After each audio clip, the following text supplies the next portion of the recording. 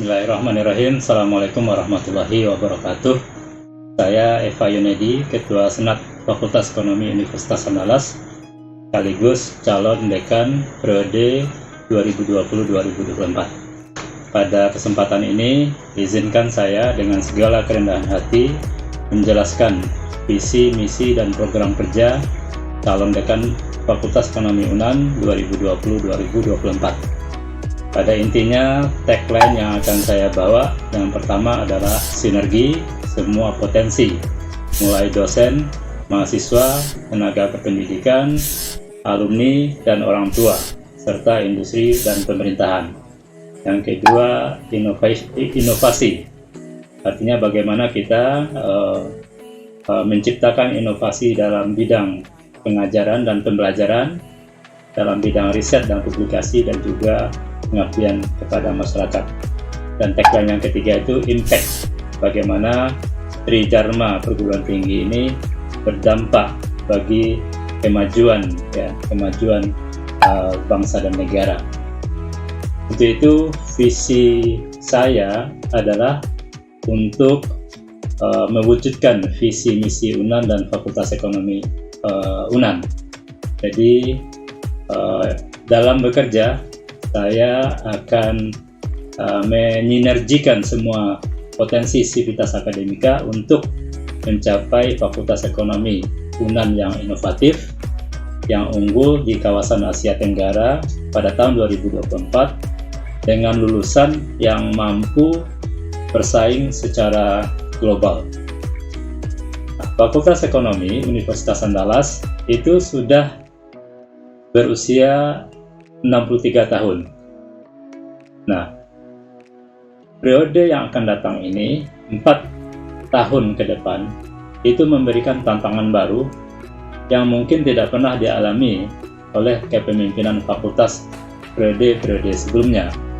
Mungkin new normal ini baru akan berakhir tahun 2021.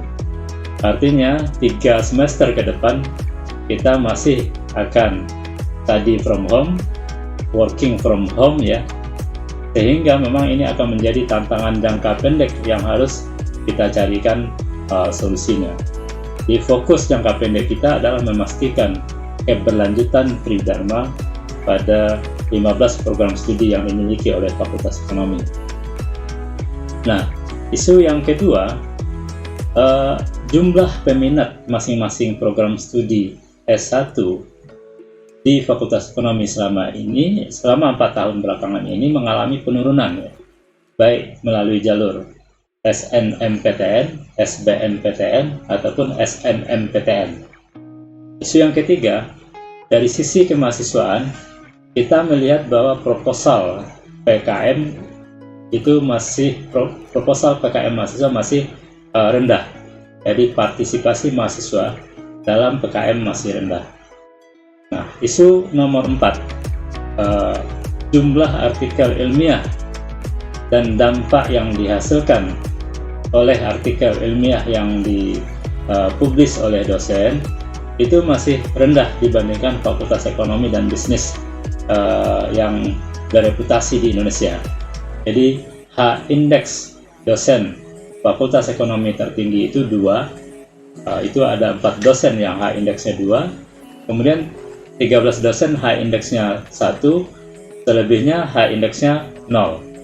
Kita punya 61 orang doktor dan kita juga punya sekitar 12 orang guru besar. Nah, tentu ini menjadi tantangan. Nah, isu nomor 5, kita masih perlu meningkatkan tata kelola dan sistem manajemen fakultas yang sesuai dengan prinsip good university governance. Artinya mengelola fakultas secara transparan, secara akuntabel, secara responsibel, secara independen, dan secara adil. Berikutnya, kita memiliki 15 program studi. 8 dari 15 program studi tersebut masih terakreditasi B. Jadi kurang dari 50% yang akreditasinya sudah A. Nah, ini juga menjadi tantangan kita untuk menjadikan akreditasinya yang 8 tadi menjadi A. Nah, apa penekanan program kerja yang akan dilakukan nanti jika seandainya dipilih menjadi dekan Fakultas Ekonomi? Penekanan program kerja yang pertama adalah pemantapan implementasi e-learning di lingkungan Fakultas Ekonomi Universitas Andalas. Ini penting untuk mengantisipasi keberlanjutan proses bisnis yang ada di fakultas. Karena dengan COVID-19 ini, cara kita bekerja, cara kita belajar, cara kita bersosialisasi menjadi berubah, gitu ya. Nah, untuk itu memang kita perlu menyiapkan strategi implementasi e-learning di setiap program studi di Fakultas Ekonomi.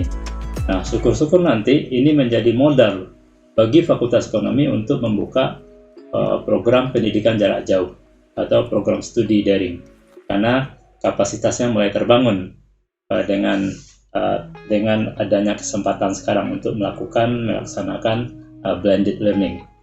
Nomor 2, tentu kita akan meninjau kurikulum S1 ya per jurusan agar kurikulum ini sesuai dengan prinsip outcome based education atau OB, dan sesuai juga dengan kebijakan Merdeka Belajar Kampus Merdeka MBKM ya.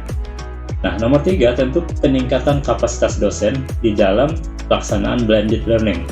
Jadi nanti standar semuanya ya, delivery dari course itu menjadi standar dan bisa dievaluasi dan bisa ditingkatkan mutunya terus-menerus, sehingga capaian pembelajarannya bisa kita ukur ya.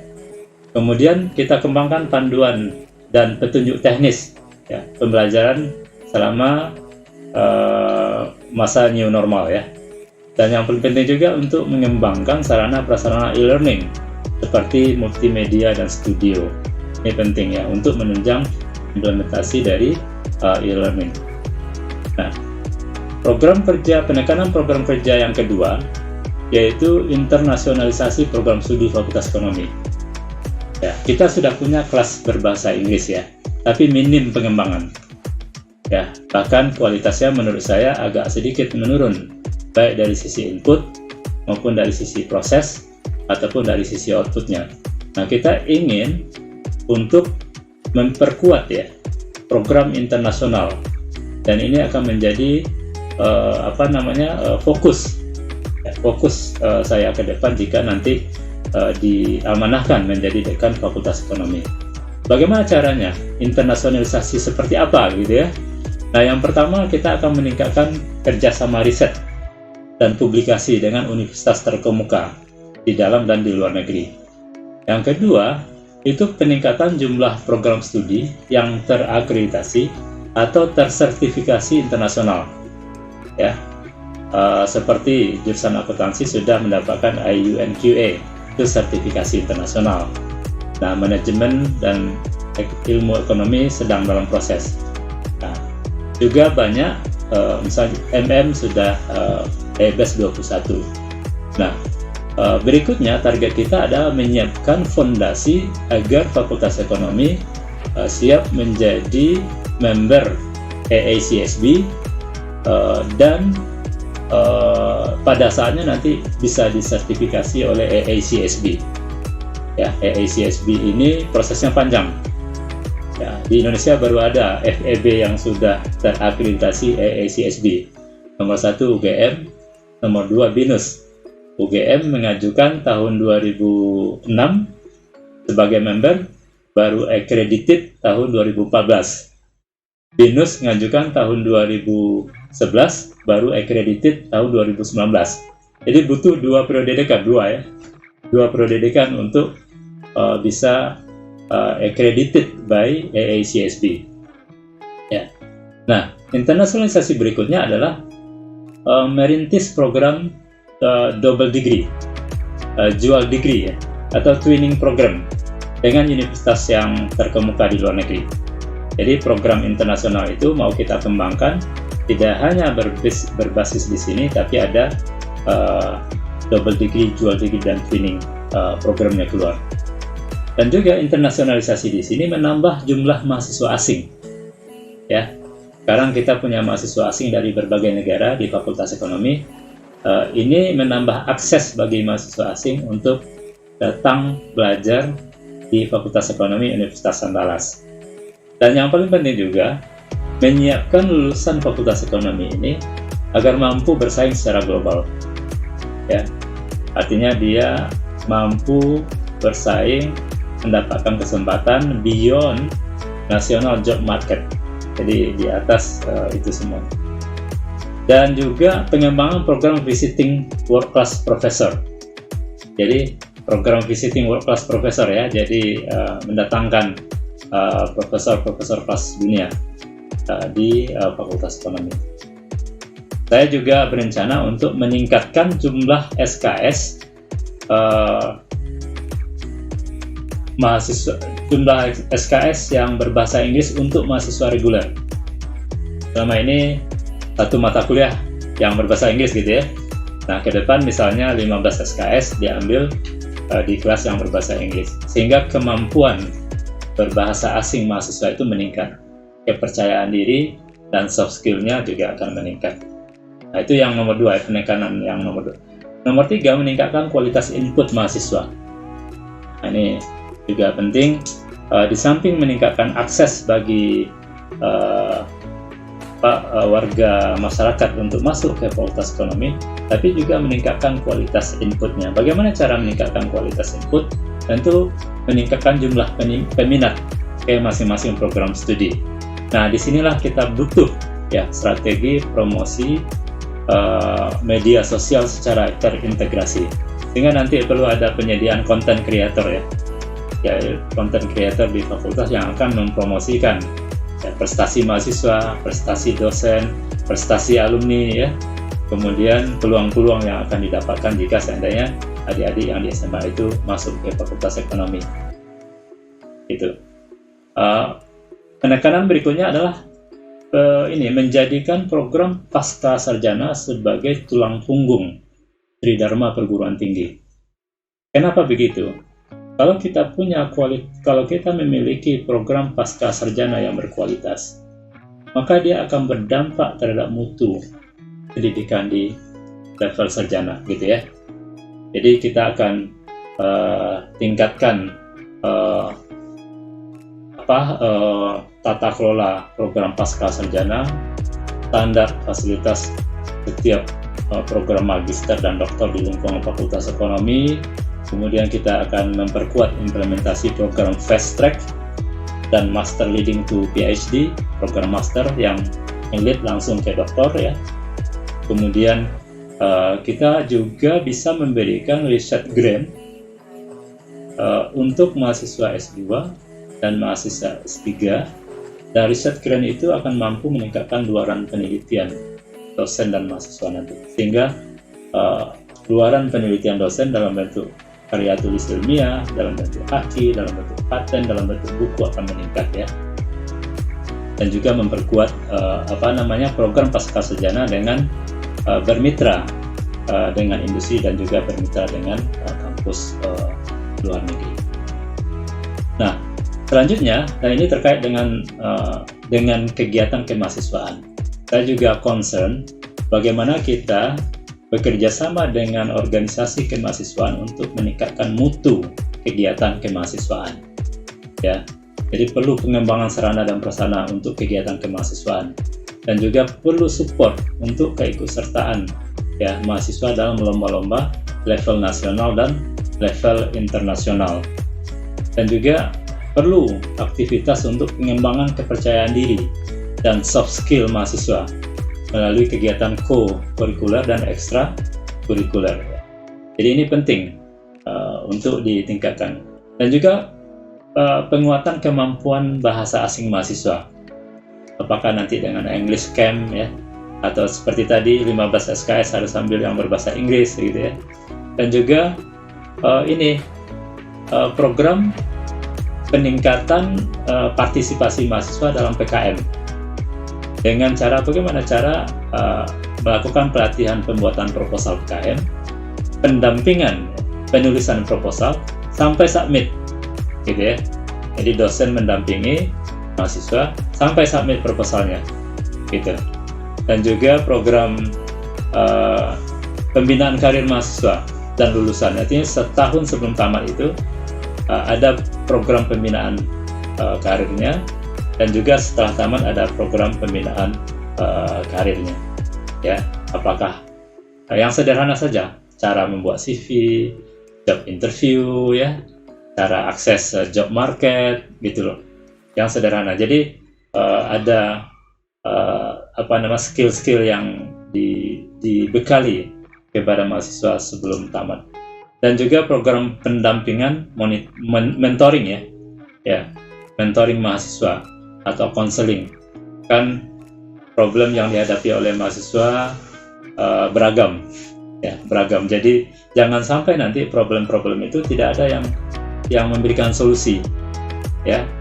Jadi kita perlu ada pendampingan dan konseling terhadap mahasiswa sehingga masalahnya itu cepat diketahui dan solusinya cepat dicari, ya. Jadi tidak nunggu sampai masalahnya kemudian sulit untuk diselesaikannya. Dan berikutnya, memperkuat program Diploma 3 menjadi program vokasi. Itu juga rencana kerja saya. Jadi bagaimana nanti program D3 ini jadi program vokasi yang kuat, dan ini akan menjadi income generating unit baik bagi fakultas ataupun universitas. Jadi program penguatannya itu bisa dengan menyiapkan SDM dosen tersendiri untuk program Diploma 3, memperkuat program kurikulum, ya, pendidikan vokasi, menambah prodi baru misalnya D3 perpajakan, ya, dan merintis program D4, ya, vokasi. Jika nanti memungkinkan merintis S2 vokasi. Jadi ini menjadi cikal bakal fakultas vokasi, ya. Jadi mudah-mudahan dalam 4 tahun ini kita bisa men-spin off fakultas program Diploma 3 ini menjadi fakultas vokasi.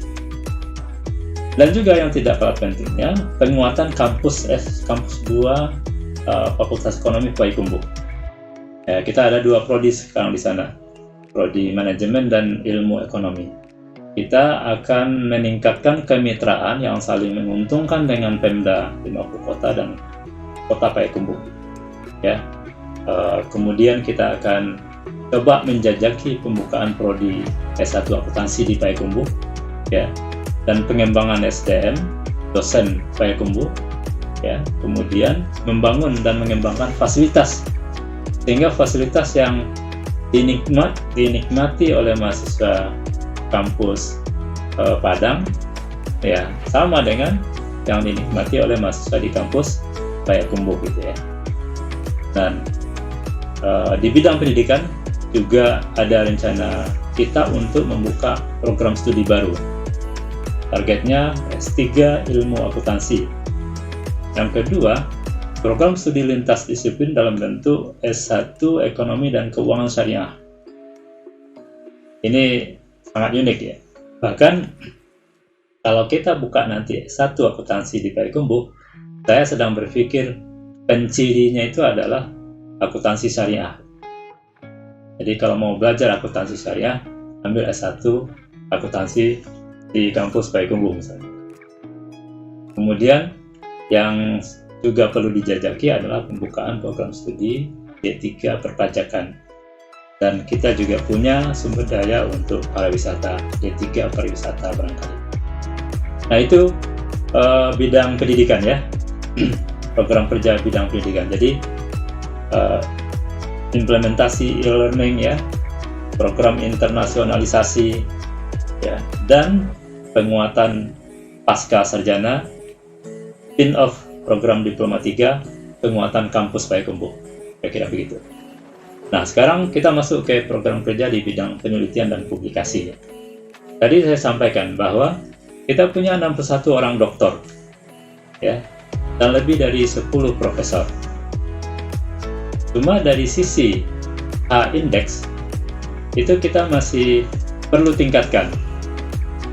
jumlah artikel Scopus terbanyak dosen Fakultas Ekonomi itu 10 artikel. 10 artikel. Padahal kita sudah memiliki berbagai banyak riset grant ya. Jadi hibah penelitian untuk dosen. Tapi bagaimana? Kenapa kok ini belum bisa ditingkatkan? Maka kita perlu program-program untuk meningkatkan penelitian dan publikasi dosen. Nah, apa yang pertama? Yang pertama itu memfasilitasi dosen untuk memperoleh hibah penelitian, baik skema pendanaan dikti, pendanaan ristek, LPDP, dan sumber-sumber lainnya. Bentuk konkretnya seperti tadi, pelatihan pembuatan proposal penelitian, pendampingan, sampai kemudian submit proposalnya. Yang kedua, mendiversifikasi riset grant dari sumber pendanaan Fakultas Ekonomi UNAN. Jadi saya sedang berpikir 20% dari dana riset Fakultas Ekonomi UNAN itu adalah untuk luaran yang bisa mencapai publikasi di Q1 dan Q4 Scopus. Sementara 80%-nya agak longgar. Dan jurnal jurnal nasional yang terakreditasi SINTA. Seperti itu. Jadi ada nanti diversifikasi riset grant. Juga ada riset grant yang kompetitif untuk sinergi riset mahasiswa S2 dan S3 dengan dosen. Kemudian berikutnya menargetkan jurnal-jurnal ilmiah yang ada di lingkungan Fakultas Ekonomi ini terindeks dan terakreditasi SINTA. Ya. Jadi jurnal FEUA ini terakreditasi SINTA, dan juga jurnal-jurnal di lingkungan Fakultas Ekonomi ini sebagai sarana pertukaran artikel dengan jurnal perguruan tinggi lain di Indonesia. Ya, jadi jurnal-jurnal ini sebagai dasar untuk pertukaran artikel dan kerjasama dengan kampus-kampus lain di Indonesia. Berikutnya, di bidang penelitian dan publikasi ini menjaga keberlanjutan conference yang sudah dilaksanakan di Fakultas Ekonomi secara reguler, yaitu ICB. Ya. Kemudian peningkatan jumlah dan kualitas karya tulis ilmiah dosen yang bereputasi. Jadi bisa saja begini nanti caranya. Dosen silakan menulis dalam bahasa Indonesia, ya, beri kami artikel yang berbahasa Indonesia dan kita kirim kepada penterjemah, kemudian di bahasa Inggris kan, dan dikirim ke jurnal internasional. Ya. Jadi bisa seperti itu. Berikutnya adalah penguatan peranan kelembagaan pusat studi yang ada di lingkungan Fakultas Ekonomi. Jadi kita punya pusat studi pengembangan akuntansi, lembaga manajemen, ya, pusat studi keuangan dan pembangunan. Nah, bagaimana pusat-pusat studi ini dapat meningkatkan perannya untuk melaksanakan riset, melaksanakan pengabdian, dan juga meningkatkan artikel ilmiah ya di pusat studi. Berikutnya adalah meningkatkan kerjasama penelitian dengan para mitra, dengan pemerintah daerah, dengan swasta, atau dengan industri dan pelaku usaha. Dan sekarang tentu fokusnya adalah melaksanakan riset-riset untuk membantu pemerintah mencari jalan keluar mengatasi dampak COVID-19 ini. Nah, itu bidang penelitian dan publikasi. Nah, selanjutnya bidang pengabdian masyarakat. Nah, bagaimana program kerja di bidang pengabdian masyarakat ini? Kita ingin agar pengabdian kepada masyarakat ini berbasis keilmuan yang mampu mendorong kemandirian dan kesejahteraan masyarakat di Sumatera Barat. Jadi nanti program-program pengabdian masyarakat ini misalnya difokuskan ya kepada UMKM spesifik, sehingga dengan begitu dapat meningkatkan ya skala bisnis UMKM tersebut. Jadi kita juga bisa mendapatkan daerah atau negari binaan di 3T ya, di daerah-daerah 3T, di kabupaten 3T ya. Dan kita juga bisa membina masyarakat untuk menghasilkan produk-produk yang dapat meningkatkan penghasilan mereka. Jadi Fakultas Ekonomi ini semakin relevan bagi masyarakat, semakin menjadi rujukan bagi masyarakat, semakin jadi tempat untuk bertanya begitu ya.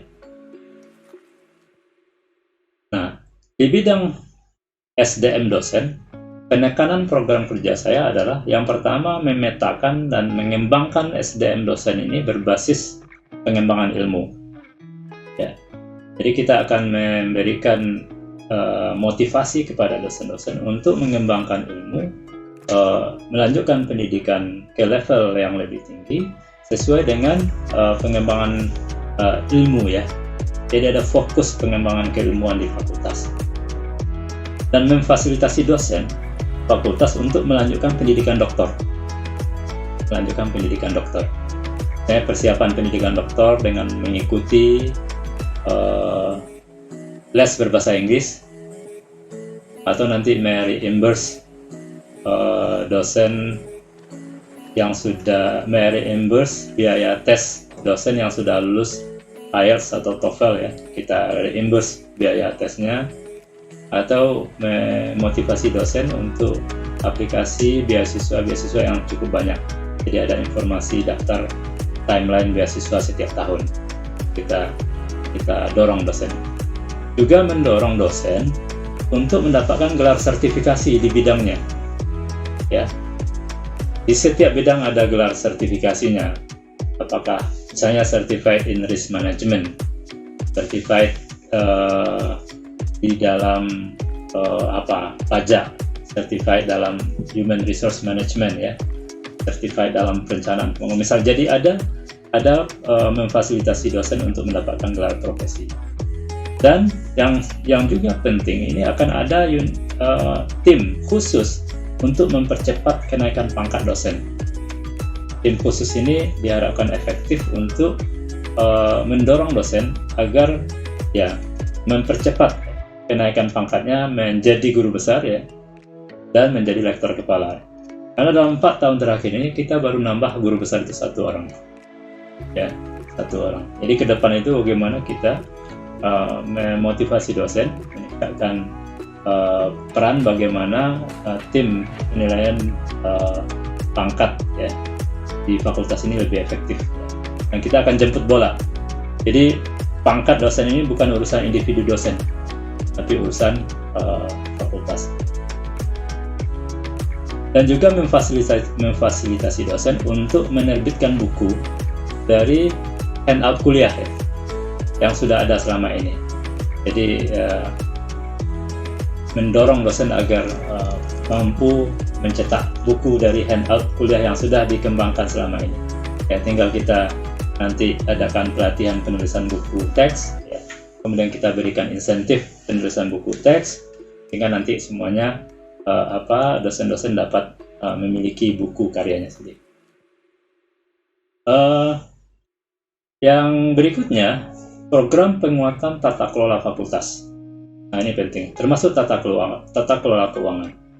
Jadi saya punya program untuk memperkuat sistem pengelolaan keuangan yang cepat ya, yang aman, yang transparan dan akuntabel. Ya. Jadi saya juga punya komitmen nanti akan ada sistem whistleblowing sehingga pengadaan pengelolaan keuangan itu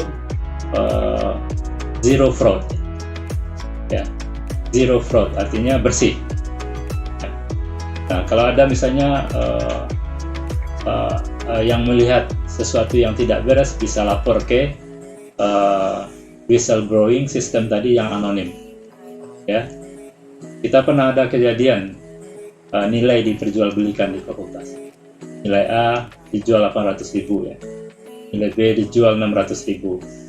Ya, nah ini kan pelanggaran academic integrity. Nah ini tidak akan terjadi kalau kita punya sistem whistleblowing ya. Jadi ada yang ngelapor, sehingga cepat kita atasi ya. Jadi ini program meningkatkan ya tata kelola, dan juga membenahi tata kelola karena kita sudah semakin besar, 15 program studi, termasuk nanti menyiapkan anggaran berbasis program studi. Jadi anggaran itu berbasis program studi ya. Juga meningkatkan jumlah dana dari BUMN dan BUMS dalam bentuk corporate social responsibility. Jadi bagaimana kita attract dana dari BUMN, BUMS agar bisa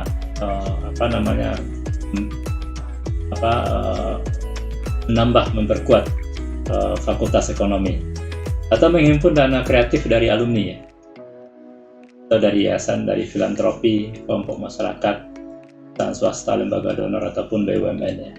Dan juga kita punya koperasi. Kita jadikan koperasi Fakultas Ekonomi ini sebagai salah satu sarana untuk meningkatkan kesejahteraan dosen dan karyawan. Maka nanti misalnya ada bisnis-bisnis yang kemudian bisa dipasok dari koperasi untuk kepentingan fakultas. Dan juga terakhir ini program kerja kemitraan dengan orang tua dan alumni. Jadi meningkatkan komunikasi dan sinergi dengan organisasi IKV sebagai organisasi alumni Fakultas Ekonomi UNAN, dan juga ikatan alumni masing-masing jurusan. Kemudian mengaktifkan kembali persatuan orang tua mahasiswa. Jadi kita ingin mahasiswa orang tua juga berperan di dalam memajukan institusi. Selama ini belum aktif ya. Kita ingin aktifkan kembali seperti di Fakultas Kedokteran itu sangat aktif persatuan orang tua mahasiswanya, sehingga itu berdampak terhadap peningkatan proses pembelajaran. Juga alumni ya, di alumni ya, kita selama ini sangat terbantu dengan kemitraan yang cukup intensif dengan alumni. Alumni memberikan beasiswa, alumni memberikan kegiatan-kegiatan yang dapat memajukan institusi. Dan juga menggagas lembaga amil zakat dengan organisasi alumni. Ini nanti dapat juga digunakan untuk beasiswa atau bantuan-bantuan bagi mahasiswa yang sangat darurat. Nah, jadi apa yang ingin saya capai kalau seandainya nanti diamanahkan ya, di akhir 2024 itu saya membayangkan nomor 1, tata kelola dan sistem manajemen fakultas itu menjadi lebih baik, lebih transparan, lebih terbuka, lebih inklusif ya, lebih berbasis IT ya, pelayanan mahasiswa juga berbasis IT ya, dan berbasis consumer. Yang kedua, implementasi e-learning itu sudah mature ya, yang saya bayangkan di 2024. Nomor 3, seluruh prodi itu terakreditasi A.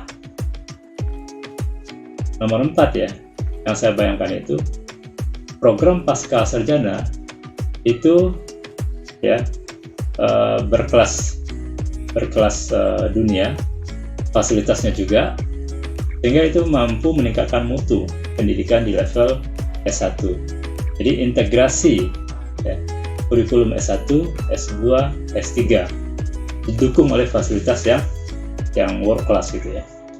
Kemudian kita menjadi member AACSB di akhir 2024 itu. Kemudian lebih dari 50% dosen itu berpendidikan doktor ya.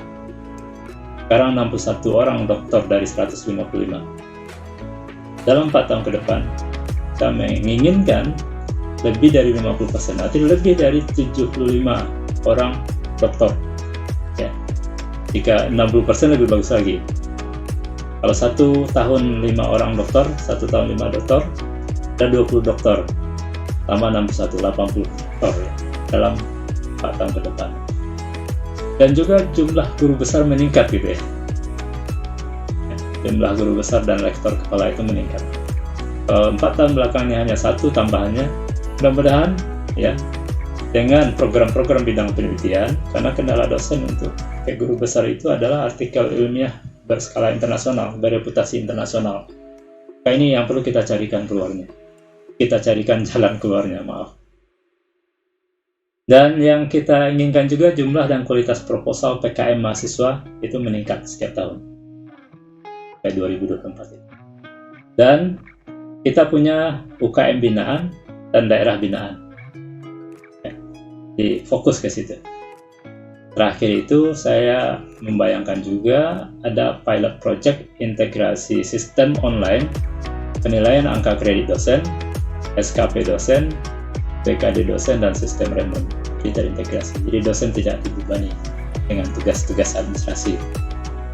Saya kira demikian rencana kerja yang ingin dilaksanakan jika seandainya nanti Allah Subhanahu wa Ta'ala mengizinkan dan terpilih menjadi dekan Fakultas Ekonomi 2020-2024. Ini penting dicatat bahwa jadi pimpinan itu adalah amanah. Maka menjadi dekan itu adalah jalan pengabdian, bukan untuk tujuan yang lain. Kalau seandainya nanti diberi amanah ini, insya-Allah dengan mengucapkan Bismillahirrahmanirrahim, saya akan menginfakkannya waktu, tenaga, dan pikiran untuk kemajuan diskusi dengan semangat sinergi untuk sinergi semua potensi yang ada. Kira demikian. Ya, terima kasih. Assalamualaikum warahmatullahi wabarakatuh.